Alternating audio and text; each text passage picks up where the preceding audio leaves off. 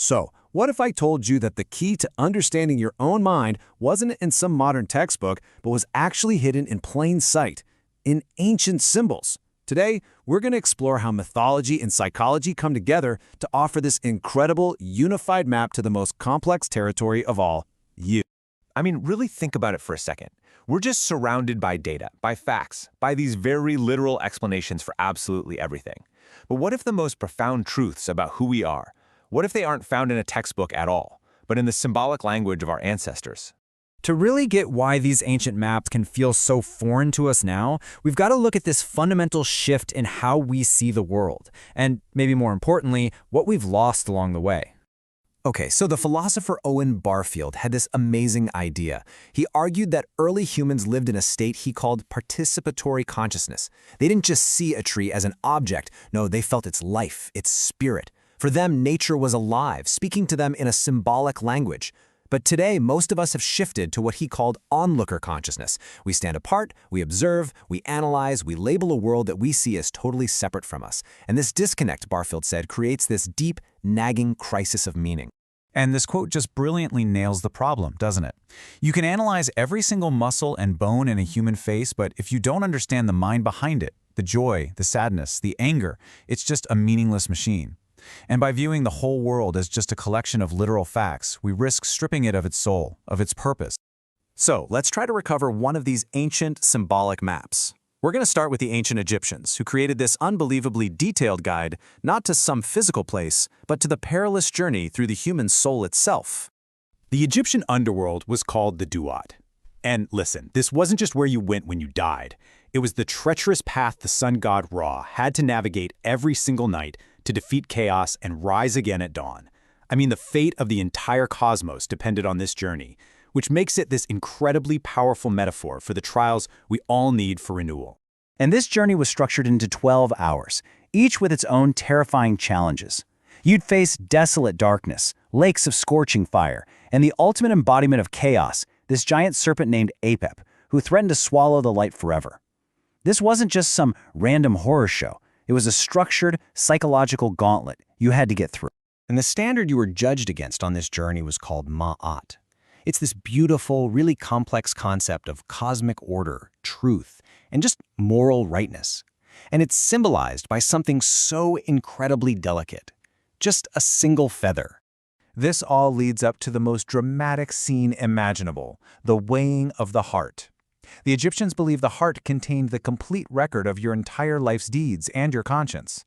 In this grand hall, your heart was placed on one side of a scale, and on the other side, that single feather of Ma'at.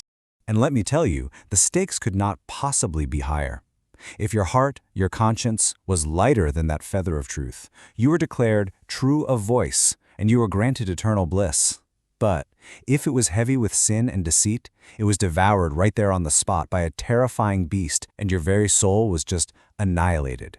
What a powerful symbolic statement about the real weight of our action. Okay, now let's fast forward a few thousand years. We're going to see how this exact same inner journey was mapped out, not with gods and monsters, but with the language of modern psychology. The psychologist Carl Jung saw the labyrinth as the perfect symbol for our inner life. Now this is crucial. A labyrinth is not a maze. A maze has dead ends. It's designed to confuse you. A labyrinth only has one path. Yeah, it twists and it turns, but it always leads to the center. You might feel totally lost, but you're never actually off the path. The goal isn't to solve it, it's to walk it. Jung called this journey individuation. It's really the process of becoming who you truly are by integrating all the different and sometimes conflicting parts of your psyche, your conscious mind and your unconscious mind, into one unified whole. It's basically the modern psychological version of the soul's journey through the Duat. And we can use the myth of the Minotaur to see the two key forces at play here. The Minotaur, in the center of the labyrinth, well, that's what Jung called the shadow. All those parts of ourselves we deny or push down. It's that inner beast we have to confront. And Ariadne's thread, that's our guide. Psychologically, this is hope. And not just wishful thinking, but that real, felt ability to find a path to our goals. So, here we are. We have an ancient spiritual map and a modern psychological one. They use totally different languages, different symbols, but what if they're not just parallel paths? What if they're actually two copies of the very same universal blueprint for the human soul? This brings us to this really powerful idea called the perennial philosophy. It suggests that if you strip away all the cultural details from the world's great wisdom traditions, you find they're all pointing to the exact same core truths about the human mind and the nature of reality. And this is where it all just clicks into place.